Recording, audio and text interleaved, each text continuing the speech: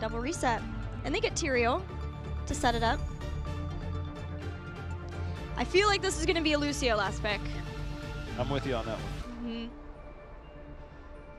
That is super aggressive. It's just a matter of execution. And again, if there's a matter of control in camps and things like that, and you're spending time clearing waves, Tyrael, subpar wave clear, ETC, subpar wave clear, even at level 7, still subpar. Genji, subpar, Li Ming, as much damage as she does. It's some proper angles, and they're not always perfect. Subpar wave clear. Your support's not going to help that option. So it is a high execution comp in the sense that you need to kill people, and you have to do it frequently because you're not going to win the map race at all. Is there any support that might help with that better? You know, I know wave clear wise, Rhaegar is not in the same place as when he had Lightning Bond, but maybe could try to help with that somewhat. It's one of the few. It's one of the few at this point. She's back! Why is it always with an Uther? This time it's not even versus a Tracer. Well, we said, oh, they're targeting the globals. Well, they forgot about one, Gilly. They let Brightwing's got a global. slip through their fingers. Yes. Okay. Emerald Wind does give some boss control and try to throw away once the double resets come in. Polymorph when Tyrael wants to drop down his sanctification. Denial. That is a denial. Aquaface, Brightwing, and the old Genji bomb that we haven't seen in a while. Bombs. I don't think it was going to be that. I 100% now am on the I'm still not sure train. See what I did there? Yeah. That's a train I could hop aboard, buy a ticket for. Brightwing looking for friends. I do kind of wonder if that might have been a pick for No Tomorrow. Aquaface, for those that aren't familiar with Aquaface's history, has probably played more Brightwing than just about anybody, even during the off-meta days. And then, you know, as of last year, we had the Genji. Whenever he would get prepared to Swift Strike in, you would queue up your global, phase shift in, and then right as the Swift Strike ended, you would come down, and then you would push them all apart with Emerald Wind. What a world we live in, where Malfurion is last pick. What a world. It could have been. It feels weird to see Aquaface last pick of Malfurion, so maybe it was that. But for Team Freedom, seeing now this Uther Brightwing gives you the spell armor, and you get the Peekaboo, which gives you the double. And this is a Swift Strike, it's a reset, it's a Li Ming composition that needs to be able to get those resets. Double support ideally is going to help, especially with the strong front line that Freedom have too, never giving you any of those resets. We kept saying, boy, it's gonna get weird. It's gonna get weird on the side of No Tomorrow. Things are gonna look weird. And Freedom's like, hold on. What if we take that approach to it? So, hey, look, it's not out of the ordinary. We've seen this composition before, generally on something like Towers of Doom. I think we even had it on another battleground, but we're getting it on Cursed Hollow. The global's going to be there, so you have the global, not the best wave clear on Brightwing's side, but as you said, a lot of utility with this, with that spell armor, with the control, with that supplemental heals, those AoE heals that Uther's going to lack. So there is some control, and I said maybe they go into the Zeratul because you can rely on the solo Hanzo damage. Instead, they just double up on support, and they're going to play the same way. Also gives you another interrupt for possible mosh pits. So all around, a lot more utility added now with this Brightwing. As we go into Game 4 between No Tomorrow and Team Freedom, let's see if it is indeed fight time. I want an accurate fight time. Fight time! That's pretty accurate. Yeah. It's not too bad. I do love my Brightwing. We saw a Blink heal last time. That was versus Thrall with the Earthquake, though Emerald Wind, of course, can throw people away. If she gets stuck in that, trying to get out can be scary, especially if you've had to use your Pixie Dust and the movement speed isn't there for you. So here, I'm wondering if we get more of the Emerald Wind because the boss control that it provides. It seems that could be the choice. It also, you know, gives you more AoE healing on your pulse. So definitely I think that does help in those sustain fights, but it seems like sustain won't be the name of the game for No Tomorrow. So stage dive into the potential dive in from Tyrael and such. It's going to be very difficult to pull off, but if they pull it off, man, is it going to look good. Just wondering if there's any world for a, oh no, not with Tomster playing ETC. Any world for a Sanctification Mosh for those double resets. They're going to need every bit of global control that they can possibly get. That's fair. One of my favorite things at BlizzCon this past year, Collusion was on one of his accounts. I think it was like his tournament account. So he's playing Hero League early morning. I mean, before scrims, he's there super early practicing. And he's on Brightwing. And he's just like running around. And he's leveling up, obviously, on that account. He was working his way up. And it was just such a treat to just sit and watch around on Brightwing, just toying with people just a little bit. So good. And seeing that level of dedication that early in the morning, I think it was like 7 or 8 in the morning, he's just up. He's like, I'm practicing team sleep, and I think one other person was there. Just playing some Brightwing, no big deal. That's when, really, Brightwing was last in the meta. When double support existed, Brightwing, with the utility that she gives, was one of the favored second supports to have. And Team Freedom has been at the forefront of trying to bring that back into the meta here in North America, as we see teams start to work on camps. No Tomorrow gets their Giants first, whereas Team Freedom with the early Bruisers signifies that they might be trying to get some structure damage done in the mid lane with those. And let's address a few things with that, is that they were able to afford themselves the opportunity to bring Blaze down, because Tyrael's wave clear is not good. And so that allows Blaze to come down for a little added protection if they need it. And now again, wave clear on the side of No Tomorrow is not necessarily there. So now they have to commit multiple people here to the mid lane just to defend this. And even then, they're not going to. If things get crazy, then Brightwing shifts in. It's the global on the side of No Tomorrow, not here yet. So a lot of opportunities just due to wave clear here on the side of Team Freedom. But the aggression of No Tomorrow and bringing Tyrael down initially let them take out or do a lot of damage to that spell armor giving aura wizard, and the amount of damage they didn't let Team Freedom do too much with those. Now Freedom having to rotate out and see if they can get more done. And as we talk about Siege, you know, double warrior, double support, Hanzo is not screaming a lot of Siege there, so they're kind of in the same boat, but still the response from No Tomorrow good to keep this game even as we get ready for the first tribute. No Tomorrow seeing if somebody would pass through there. The minute that Siege camp pinged, they knew that they couldn't. You know, Brightwing doesn't have crazy clear, but of course that global is the name of the game. With that Siege camp pushing in the bot lane, Brightwing can just stay there and do whatever she wants. I mean, it's not a huge burden to have wave clears. We see a little bit of aggression coming out here from Shrite. Hammer's going to be dropped down. We see the interrupt one more time from Blaze, see if they can get in there and get another one. Yeah, the timing of this camp has been so phenomenal for Team Freedom now as they continue to try to delay. Finally, Nasmus is stopped from being able to delay again, but these Giants are just about to get in position to start doing some damage to these towers, as well as collusion with the arcane flares. Well, the experience advantage from the global and the rotational control due to that wave clear is already having an impact. When you look at the top and you look at the experience, level 7 right on the horizon, about a third of a level lead, almost a half a level lead at this point in the game, but that will continue to mount if this keeps up the same pace, just due to the global, just due to the wave clear, just due to the rotational control to get some structure damage in. Right. If No Tomorrow finds themselves down, do they get desperate in team fights again? And that's the hardest part. This is very different compositionally than the Nazeebo Probius, so you have better opportunities, but it's tough. If this, after this tribute too, we're going to be looking at bosses possibly too, and now that Never Outmatched has come into play for Hanzo, this might be something that if they can win this fight, they can start working on. We're going to see the phase shift to give that phase shield to Zugrug. We're going to have a full fight, Jayhound. Collusion's like, wait a minute, you left me. Phase shifting in right as that happened, but Shrite taking quite a bit of damage. Akbai's doing his job, cleaning and keeping everybody alive. Nice swift strike in on Lutano, but they turn their attention back towards Blaze.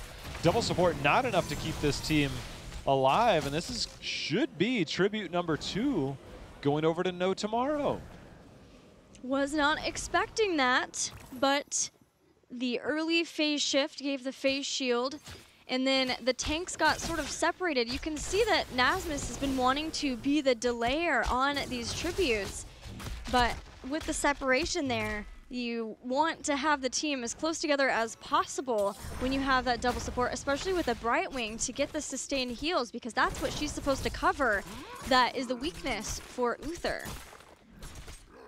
I'm still trying to wrap my head around the Brightwing pick. It feels like it wasn't necessary. We've seen, you know, Brightwing picks to specifically counter the Tracer like we saw against Crowan last week. We're seeing it again here. There's something about this double support that Team Freedom believes in. And we're still waiting for that magical moment to be like, this is where it clicks. This is the reason we're picking it. I mean, yes, they're getting a little bit of global control, as I was mentioning a moment ago, but overall, 2 tributes to 0. And how is this going to hold up in team fights? Because we haven't seen the major team fights post level 10, as we'll be getting there soon. All right, she's just not the same kind of global threat as a Dahaka or a Falstad. But she's still been able to give Freedom the edge despite losing that 1 kill over the tribute, so that they're almost at heroic abilities. Clear out the Giants, get a little bit more soak, and start to get this tribute. We're going to see an orb come over the wall, but no tomorrow are positioned very safely. They have not brought Tyrael up at all. They know that they're going to have to eventually give this up, very likely to have to give this up, unless they can slowly poke this out until they can get 10. They've actually done really well. Agility out. You know, there was a moment of hesitation from Yoda.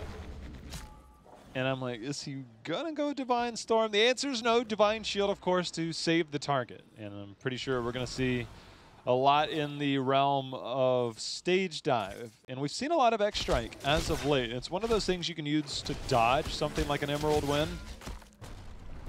This rotation up, they have to anticipate this boss. And you can see the rotation up already, leaving ETC. But with a Hanzo, it is Race City. And I don't think they're going to get here. There's going to be Stage Dive. But the stun instantly is going to meet him. Shrite does go X-Strike. And the timing on that was a little rough. Yeah, X-Strike through what we saw with the Emerald Wind, Dragon Blade, or Dragon Arrow with the stuns. Zelgrug turns around, delivers another one to give yet another kill as that Scatter Arrow wrecks ETC. Triple kill for Team Freedom around that boss. It was very fast rotation to the boss. That's what we expected with that Hanzo. He threw out just a few Scatter Arrows, has it down. Early shift in from Brightwing, but especially the cleanse from Yoda. So Brightwing gets on the point, Emerald Wind's out, and we saw the force of the X-Strike, which just, for no tomorrow, dropping that down on the boss is not how they wanted things to go. And this is not how they want things to go.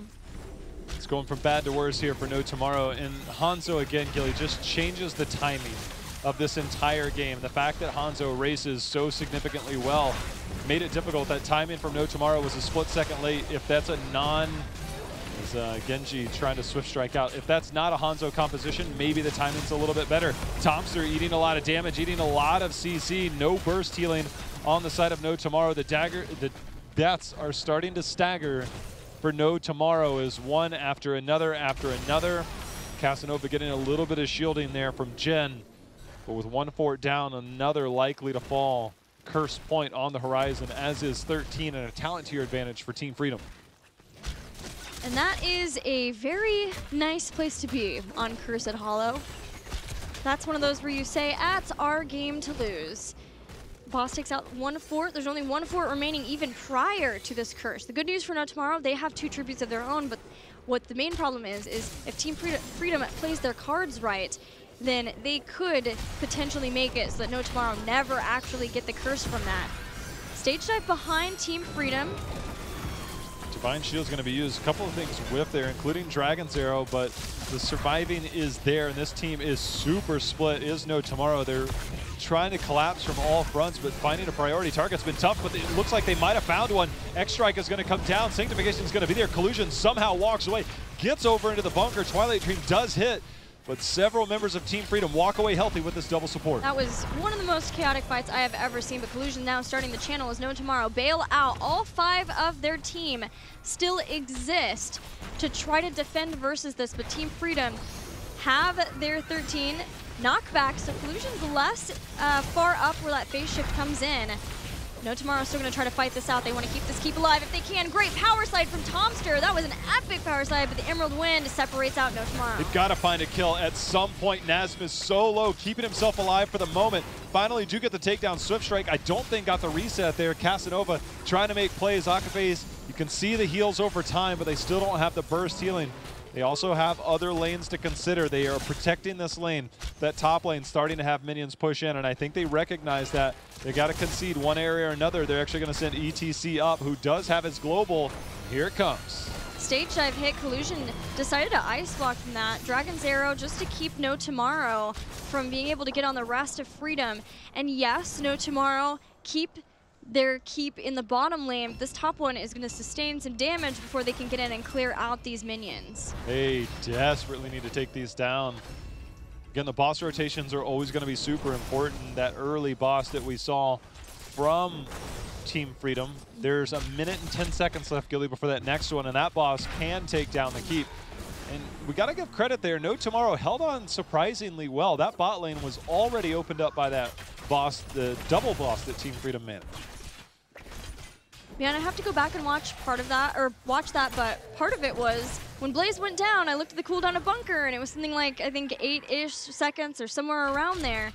So this cooldown nerf has been significant for Blaze players. Losing him there, Team Freedom still felt like they could fight because they have the double supporting, and that allows them to stay around longer, but respectfully backing off when they did. They knew top had done a lot, and with their experience lead that they still have, they can try to work their way up to 16 in time for that next boss rotation. I love the fact that they picked up that siege camp and they're trying to play around that. Keeping ETC down there will definitely buy them a little bit of time, but still waiting on the next tribute. The bright spot for No Tomorrow is they are one tribute away from getting a curse of their own, potentially turning this game around, but the meetup here in the middle is happening. The global at top on the minimap for Brightwing, global at the bottom for No Tomorrow in forms of ETC. The rest of the members on both teams got the standoff here in the middle. They're going to walk away 16, rounding the corner here for Team Freedom. Now the difference from the last boss rotation is that No Tomorrow have Holy Ground for their Tyrael, and the lanes were pushed out from that curse long enough that Freedom don't quite have 16 yet. But it's close enough, and No Tomorrow haven't made it up to that boss that this is going to be an issue. They may be able to slow it down and then rotate down so that they get their own. How long until that bottom boss? 45 seconds. There's going to be a tribute that complicates things, though. Rockface under pressure instantly. Ice Block's going to buy a little bit of time. Sanctification's going to keep him alive a little bit longer. Oh, he Twilight Dreams, hoping to catch people as they come out of the bunker, but it wasn't quite there. The Divine Shield keeps Lutano safe as he chases down and executes on ETC. There's going to be another stun follow-up, and Lutano at this point is cleaning house, all led by Zugrug there as he continues to dive in on Muradin. Now the rotation over for the boss is definitely a thing. They'll be able to clean up the Siege Giant camp, trying to deny that curse. Jen, another staggered death, Gilly, is not what you want. We'll see if Jen can make the escape. Does have Eldruins, which can buy a little bit of time. Well, he's trying to draw Nasmus away, but other people are cycling around the side. Doesn't decide to take that route. Speeds himself through again. This is the point. He needs to stay alive if he is not going to die, because this is, everyone else is back up. He's just about out of mana. If he staggers to death here, it is extremely detrimental. He manages to survive, but this boss, Gilly. Yeah, the whole time. There was one chasing Tyrael, yes, but the rest were looking at the boss, and that boss in the top lane where Freedom didn't siege, but the minions did enough of that for them during the curse. Now Team Freedom trying to get in here and get some kills before the fight can happen behind the boss for No Tomorrow. Let's see if No Tomorrow can hold. Jay Shrite diving in deep. Here comes the dive itself in the form of stage dive. Emerald Wind is going to keep him at bay. Casanova, the first to die. Lutano doing work. Malfurion dies on the backside of this, and now for Team Freedom, this might just be the victory march, Gilly. No longer just looking to get map control, but looking to take this series victory. Map control, game control, series control. It's all about it for Team Freedom. They did lose the one game to No Tomorrow, but otherwise looking good to finish off and close out this series. Zugrug has been playing out of his mind this game, though. The amount of stuns that he's managed at key moments to set up so many of these kills, terrifying. GG's. Team Freedom gets a win that's expected, but No Tomorrow brought the fun, they brought the Probius and Nazebo, they brought some strategies. They have clearly shown that they are willing to flex into some of those strategies and pull them out at key times, but they're also willing to play what is a very stand-up straight fight here with their double reset composition. But Team Freedom shows us why that Brightwing pick has been working out for them and why they're willing to risk it here in HGC. The risk is there. It worked against the team here in the form of No Tomorrow. It has not, however, worked out in the past when we've seen that. So obviously this is something that they feel comfortable running. It's just a matter of, can this still work when it matters? And those will be questions we'll answer down the road. But the good news is for them today, they did take the last 3 games pretty decisively, I'd say. But when we look at this team of No Tomorrow, it's game number 1. They came out heavy hitting. This is 3 times in 3 series. Their first games have all been strong. And then something after that just takes a turn. And I'm not sure what they need to do to keep up that momentum. It's like they get the win, but it's not a momentum-based win. It's not something they're gaining momentum with. And I think that's a little bit of a problem right now because they've taken 2 game number 1s, if I'm not mistaken, and they were close in a third. And so they're finding ways to get in the first game, but after that, it's just been 3 victories by the other or 2 victories in that one where they just narrowly lost the first game. There's something there. The drafting obviously is a bit unique, but there's something about the momentum. It's just not clicking. I think there is something to be said for the drafting for this team, and not necessarily because they're playing strategies that, you know, we talk a lot about it. They're working somewhere. They're working in scrims very likely, but I think it's more so trying to do too much within one series. And when you are a team that's had some role changes, when you've had some roster changes, and you're trying to work on so many things at once, I think maybe in the future, instead of trying to counter draft, instead of trying to bring in these pocket strategies, focus on one thing at a time, because there are a lot of things that they're doing really well. Maybe focus on improving their synergy and having those kind of synergistic comps if you're going to play something like a double reset composition, right? And then try to go from there with future things to work on. Yeah, there's no shame in pretty much one-tricking certain compositions. Ishbu himself said, yeah, we pretty much ran the exact same composition every game and saw if somebody could be. That was his words yesterday, mostly verbatim, but just running the same thing. Eventually find something that works for you. Find something that's there. If you're experimenting in multiple ways, it might not always work. It might work 1 time. It might work 5 times in scrims. But is it as refined? And I think that's kind of been the problem, is finding their niche. And so far their niche is literally everything. We'll see if it narrows down. Well, let's check in now with Lutano from Team Freedom as they get their victory 3-1 over No Tomorrow. Hey, Lutano, congratulations. Obviously, game 1 maybe not going the way you guys wanted, but then from there being able to get the win. I gotta ask, what'd you think about the Nazebo and the Probius? We were pretty surprised. We were really confident in our answer. We had a ton of macro pressure, so with the Greymane and the Phoenix, so it was really difficult for them to really do anything after they picked those 2 picks, because we had so much structure damage after we got the protectors. It's pretty much GG. What do you think would have needed to have gone differently for them? Is it a matter of not being answered in the draft, or do you think something else, if they would have played it maybe a little bit differently, maybe not lost people so early on? I mean, if they never died, and was able to safely kill the protector every time and maybe not lose a fort or 2 before the second protector, they might have had a chance, but it's really cheesy. They gave it a shot, but I don't think it would have worked.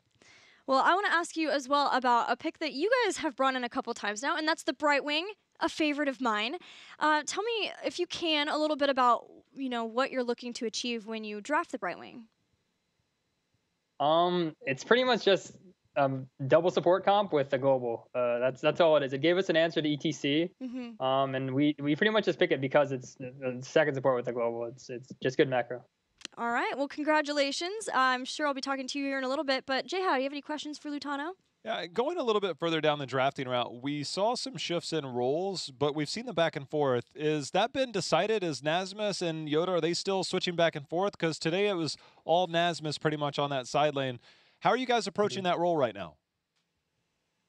We decided to swap back, actually, with Nasmus in the off lane and Yoda playing more of the second support, because the meta it's really dependent on like having a really strong like second support player and like a really good task setter player, and Yoda's like the best task setter player in NA. So we're like, okay, it makes sense to just put him on the other role for now. A lot was made, particularly here on your hero pool in the part of Phase 1. And you and I talked at Western Clash. You said you were obviously working on some heroes, practicing a lot, preparing for that. And it's been a major point, I guess, of interest for a lot of people. How have you kind of continued to evolve? Because your play continues to take leaps and bounds here in HGC North America since you've been on Team Freedom. But how are you continuing to evolve that while also going back to the old familiar heroes like Hanzo? I mean, originally, all I really played was auto attack heroes because I just like them. I love the play style of being in your face, just getting an auto in every like 3/4 of a second. But I've tried to like really learn mages. I like buckle down, just spammed mages all day, every day in Hero League, and it's been paying off. Well, you guys, obviously, we're still trying to figure out where you guys lie. I know you guys want to be at the top. You had a good start to Phase 1 here. You've got a pretty decent start. Where do you see your team evolving now that we've seen the meta evolve a little bit? It's a little bit different since Midseason Brawl. How do you see this team moving forward to try and get back to that #1 spot that you guys had potentially going into Western Clash? We have been doing... We're just putting in a ton of work on fixing our issues. We actually brought in a new coach for this part, or this phase. Levy's, he's been helping us so much. He's been putting in all the work in the world, and he's just an asset that we really needed. So I think with his help, we can get to #1. You care to share what some of those target points might be, or is that stuff that's more internal based? It's mostly internal. It's just working on synergy, and he really just points out what we can work on, what we can fix. Well, it's been clear progress from my eyes, and I look forward to seeing you guys doing well in the future. Congratulations on your win today. Thank you, Jay. All right, Lutano, you guys' next series will be next weekend versus Endemic. What are your thoughts on that one? Ooh, that'll be a fun matchup. We haven't really seen the best from Endemic yet, I think. They kind of had a poor showing against Simplicity, or Simplicity just played out of their mind last weekend. Yeah. So it'll be a really interesting series for sure. Awesome. Well, do you have anything to say to your fans? And if you have any shout-outs, now's your time. Shout-outs to Twitch chat. You guys are awesome. You guys always bring the memes. Shout-outs to our sponsor, Team Freedom, HyperX. Shout-outs to Levies again. And, yeah. All right. Thank you. Congrats again. Meme bringing is oh so important. I don't know if I've ever seen Lutano not smiling, by the way. He's always like this beaming. He's always smiling. Yeah. Always smiling. I'd like to have him on here. Yeah, it's awesome to have him here. He's one of my favorite people to interview. He always has great, insightful comments and well-spoken. You can have him. I'm taking Ishbu, though. All right. Talks for days. Still love that guy. Maybe gives away too much stuff, but... I'm okay with that. I know you are. It's more his team, whether they are. Well, I hope you're okay with the fact that we've got another series coming up, and it's going to be a good one. We saw Akaface take on Endemic. Now we're going to see Fury and LFM take on Endemic after the break. Stay tuned for more HGC. Grudge match. Ooh. Because of the Lutano and the inability to take that out, Yoda's been trying for it. Zugrug in danger, rooted. Ancestral does not connect, and now ETC is gone for a minute. And still the spell aura lives on, finally going underneath the core. It will stop. Akaface used Tranquility now. Jin's gonna dive in again deep underneath. Can they get this kill on Yoda? This would be everything. They root him, they kill him, they stun him, he's dead before Ancestral yet again can go off, and that's the kill No Tomorrow needs here. That might be enough. Isolation's gonna be used. This should be No Tomorrow taking this game as 3 people are now down on the side of Team Freedom. A lot of opportunities to go forward, but that is an Entomb. That is a dead Jin, and Lutano's trying to make it a dead Casanova, and Akaface on the front. Everybody's struggling here on No Tomorrow. This is unfortunate. It wasn't there. There's going to be Jin locked down. Tranquility's out. Iron Skin going to be used at the last minute, but they are going all in. That stun is going to be enough. They try to get the trade-off onto Nazma. Shrite might have overextended at that moment. He's going to disengage out. Thompson, he's taking the pressure now. That's another takedown. We're in overtime. 7 picked up here in time for No Tomorrow. Zebo and team, they're starting to make action happen. Zugrug getting quite a bit of damage. Healing Pulse has gone down. It's actually going to keep Zugrug alive. Thompson, however, not going to be so lucky. Lutano confirms kill #1. Jin's going to fall and confirm kill #2. Now that they have those heroic abilities and No Tomorrow don't have them, we'll see if maybe Jin can get a combo or something on somebody, but The problem here is the scrolls of ceiling every time, and now we have a stairwell. Listen and look at the purification salvo bring down Probius. Casanova wanted to get the structures taken down, unable to do so. Tomster, nice knockback, go for the throat. The warp reps are going around the conveyor belt. Like, this is a really hard thing for No Tomorrow to do. But a Jin combo takes out Johanna. That's the first of what has to be so many kills for No Tomorrow. Unfortunately, they lose their Nazebo here. That turret is still putting out damage against No Tomorrow. Jen trying to hold on the point, getting the heals, the healing reduction coming in. There's going to be another member falling as Tomster's dead. Jen going to get a little bit of shielding, but Nasmus and team are in pursuit. Root's going to go down. It's all for naught, as that is 3, 4, and 5. It's Race City. I don't think they're going to get here. There's going to be stage dive. The stun instantly is going to meet him. Shrite does go X-Strike, and the timing on that was a little rough. Yeah, X-Strike through what we saw with the Emerald Wind, Dragon Blade, or Dragon Arrow with the stuns. Delgrug turns around, delivers another one to give yet another kill as that Scatter Arrow wrecks ETC. Diving in deep, here comes the dive itself in the form of stage dive. Emerald Wind is going to keep him at bay. Casanova, the first to die. Lutano doing work. Malfurion dies on the backside of this, and now for Team Freedom, this might just be the victory march. Gilly no longer just looking to get map control, but looking to take this series victory. Map control, game control, series control. It's all about it for Team Freedom.